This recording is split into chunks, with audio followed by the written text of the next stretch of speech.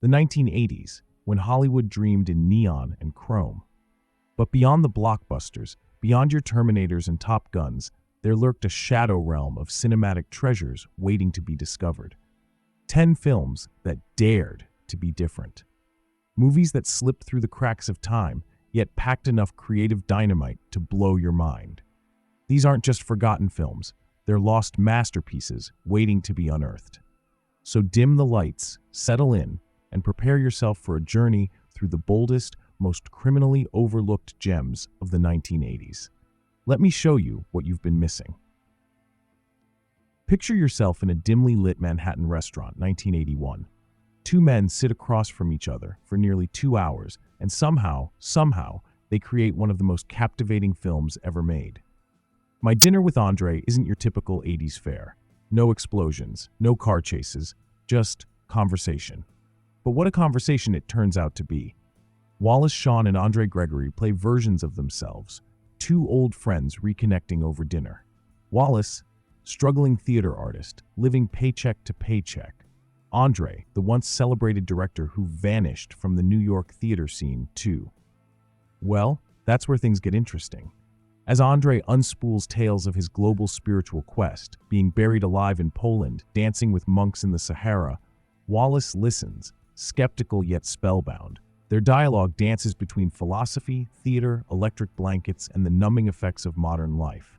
And through it all, director Louis Malle's camera just watches, letting the words work their hypnotic magic. Made for a mere $475,000, this intimate masterpiece earned back triple its budget, proving that audiences were hungry for something different, dramatically different. Critics fell head over heels, with Roger Ebert declaring it one of the finest films ever made. But the most fascinating thing? This pocket-sized philosophical journey feels more relevant today than ever. In our world of endless notifications and digital chatter, watching two people truly connect through genuine conversation feels almost revolutionary. The film asks, when did we stop talking? When did we stop listening?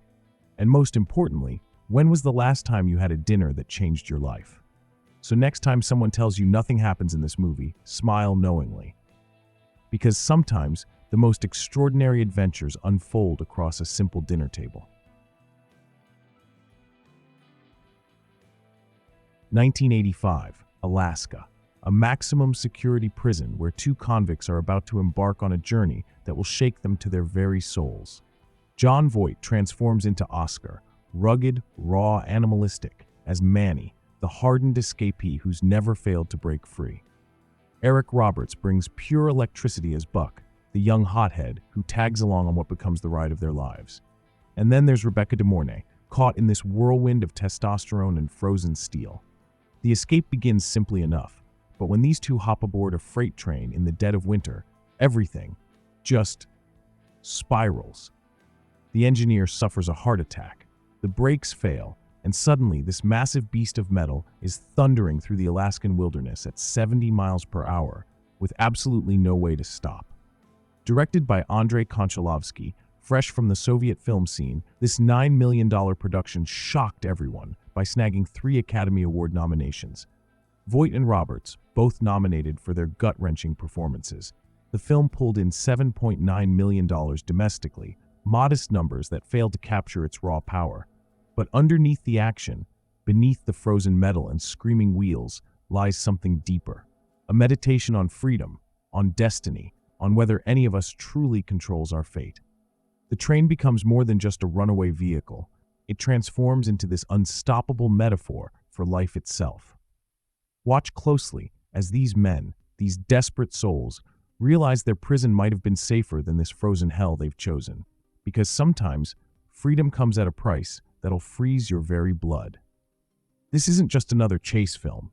This is poetry written in ice and steel, a philosophical thriller that'll make you question everything you know about escape and freedom. It's 1980, and you're about to witness cinematic magic turn deadly real. Enter Peter O'Toole as Eli Cross, a movie director who might just be the devil himself. He's crafting his masterpiece, a World War I epic that'll either kill his crew or create pure genius, probably both. Then there's Steve Railsback, playing Cameron, Vietnam vet on the run, who literally stumbles onto this movie set after a brush with the law. But instead of turning him in, Cross offers him a deal that's pure madness: become the film's stuntman, replace the one who just disappeared. The lines between reality and fiction start to blur. Is Cross trying to capture Cameron's death on camera? Those stunts keep getting more dangerous, more unhinged. Barbara Hershey's Nina, the leading lady, might be Cameron's only lifeline to sanity, or just another player in Cross's elaborate game. The film spent nearly 10 years trapped in distribution limbo. But when it finally broke free, magic. 3 Academy Award nominations, including O'Toole's mesmerizing turn as Cross. A modest $7 million at the box office, yet it spawned a cult following that grows stronger by the year. Listen closely to the whispers behind the cameras. Watch the shadows dance between takes. Because in this funhouse mirror of a film, nothing is what it seems. Every angle tells a different story. Every scene holds another secret. And just when you think you've figured it out, Cross smiles that Cheshire Cat grin, and you realize maybe you're just another stuntman in his grand design. Because sometimes the most dangerous stunts are the ones we never see coming. Step back to London, 1980. The dawn of the Thatcher era, when greed ruled supreme and everyone had a price. Bob Hoskins thunders onto the screen as Harold Shand, a gangster-turned-businessman dreaming of transforming London's derelict docklands into an Olympic paradise. His empire stretches from smoky backroom deals to the glittering heights of local government. And then, boom, it all starts crumbling. In just 24 blood-soaked hours, his world explodes. Literally. His closest friends turn up dead, bombs tear through his pubs, someone's declaring war, but who? The IRA? The American Mafia? Or something even more sinister? Watch in awe as a young Helen Mirren steals every scene as Victoria, Harold's sophisticated better half. She's not just arm candy, she's the brains behind the operation, playing the political game while Harold handles the muscle. The film languished in American obscurity until, surprise, a young Martin Scorsese championed its release. Made for a mere £930,000, it raked in millions across the UK, becoming a cornerstone of British gangster cinema. But there's this final scene. Oh, this scene. A single unbroken shot of Hoskins's face as realization dawns. No dialogue needed. Just raw emotion flickering across those features like lightning in a thunderstorm. It's the kind of acting that sends shivers down your spine decades later. This isn't just another gangster flick. It's a prophecy of Thatcher's Britain, where old-school thugs in sharp suits discovered that real power lived in property deeds and planning permissions. A vision of London's future written in neon and blood, where every smile hides a switchblade, and loyalty is just another commodity for sale. Love movies, music, and nostalgia? Vintage Verse dives deep into the stories behind the classics, the hidden gems, forgotten treasures, and the iconic moments that shaped generations. From film and music to vintage pop culture, we've got it all. Subscribe today and join a community that lives for everything timeless. Step into a Scottish village where time moves to the rhythm of the tides and nothing is quite what it seems. It's 1983, and Peter Riegert stars as Mac McIntyre, Houston oil executive, calculator for a heart, dispatched to a tiny Scottish hamlet called Furness. His mission? Simple enough: buy the entire village for his company's next oil terminal. But then, something magical happens. The local innkeeper's charm starts to crack Mac's corporate shell. The mysterious beachcomber who waltzes through town at midnight sparks his curiosity. And those northern lights, they dance across the sky like nature's own light show, mesmerizing our Texas businessman. Enter Burt Lancaster as Felix Happer, the eccentric oil company CEO, more interested in astronomy than profits. He's got his own plans for Furness, ones that involve watching comets streak across pristine Scottish skies. Director Bill Forsyth crafted this gem for just $3 million, and while it only earned $5.9 million at the box office, something extraordinary happened. The film's gentle magic refused to fade. Mark Knopfler's haunting score became legendary, those guitar notes capturing the sound of waves kissing ancient shores. As Mac finds himself slowly seduced by Furness's simple rhythms, the pub's nightly songs, the way fog rolls in from the sea, even the quirky negotiations over property prices, he discovers a truth that echoes across decades. Sometimes the richest treasures can't be measured in dollars and cents. Watch closely as this American businessman learns to slow down, to breathe, to see the world through eyes unclouded by profit margins. Because in Furness, where every sunset paints the sky like a masterpiece, even the most hardened heart can find its way home. Venture back to 1985, where medieval fantasy meets synthesizers? Yes. Let me tell you about Ladyhawke, a tale of cursed lovers that soars despite its bizarrely mismatched soundtrack. Matthew Broderick sparkles as Philippe the Mouse Gaston, a quick-witted thief who escapes the dungeons of Aquila. He stumbles into the path of Rutger Hauer's Captain Navarre, a brooding warrior carrying a mysterious hawk. But that hawk? She's actually Lady Isabeau, played by Michelle Pfeiffer in her breakthrough role. The curse is pure dark fantasy. By day, Isabeau becomes a hawk, while night transforms Navarre into a wolf. Always together, eternally apart. Never able to touch, to hold, to love, except for one fleeting moment at dawn and dusk.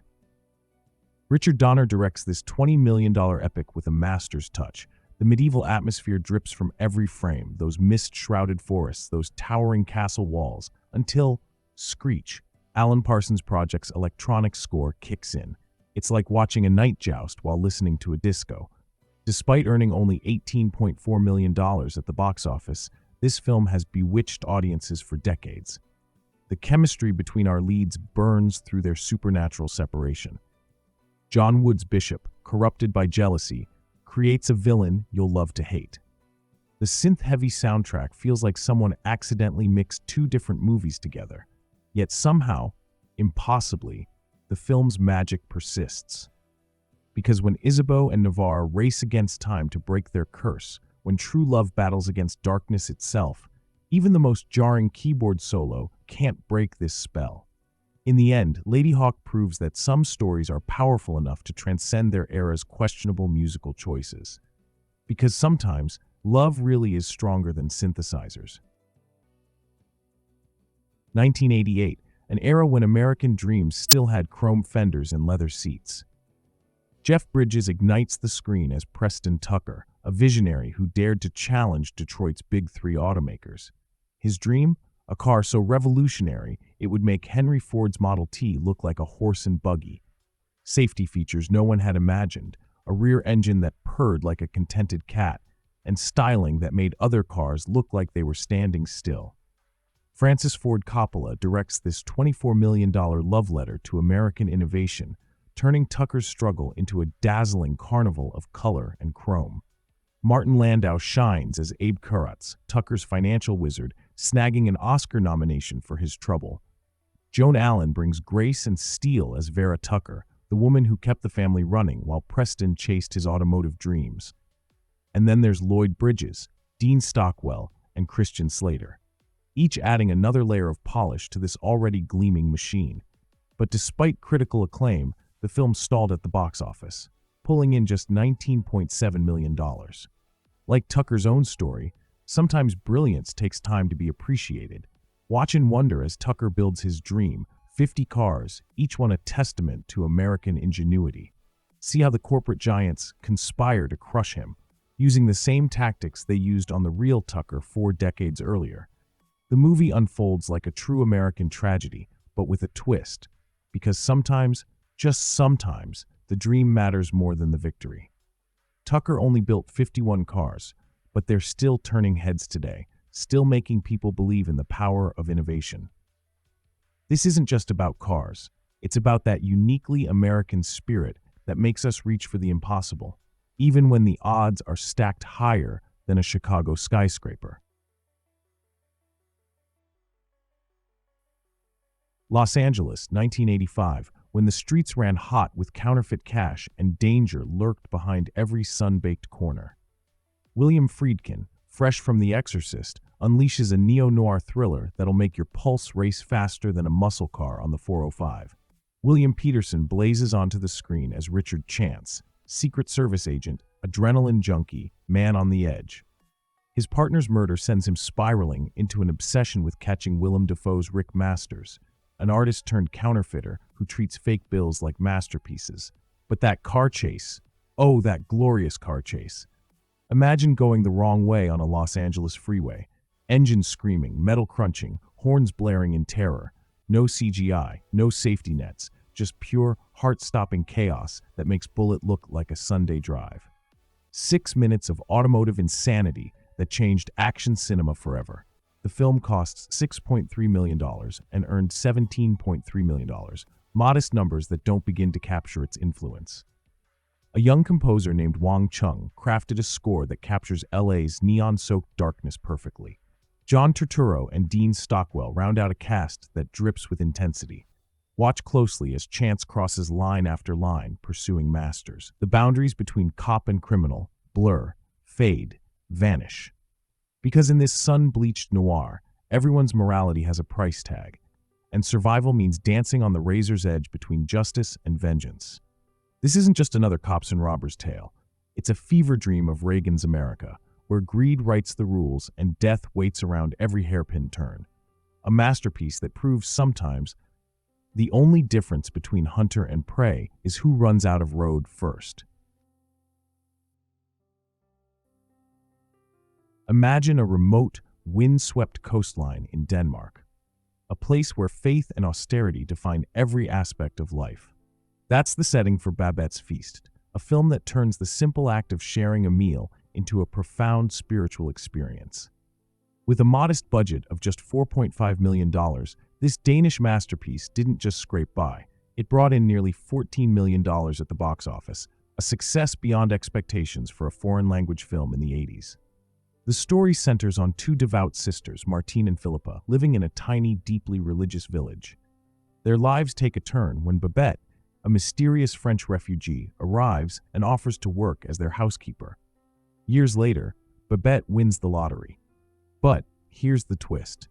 Instead of leaving to reclaim her former life, she uses the winnings to prepare the most extravagant feast their community has ever seen. A meal that becomes a celebration of artistry, connection, and the human spirit.